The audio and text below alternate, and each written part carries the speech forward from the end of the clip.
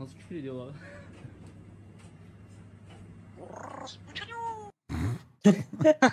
Gerçek mi lan? Her eve Lazım lazım bundan dışından ya.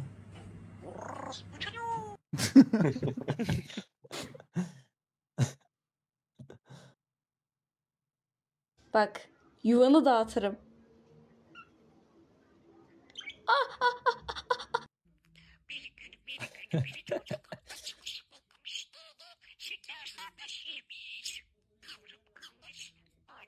Aa. Alalım abi ya. Oğlum bunlar ne la böyle? Ben alsak Ama mı ya? papağan lazım sana. Onlar daha iyi. Bir de Kardeşim sanki alamayız. Bu papağandan çıkıyormuş gibi değil ses. Papağan değil ki bu zaten. Zaten Ya muhabbet işte kuşu. buna Kuştan değil de küfür böyle öğretirsiniz. soundpad Siz bana gibi. sövdürtürsünüz. Tabii abi başka Evet. Bana arbede Zaten- yaşanır.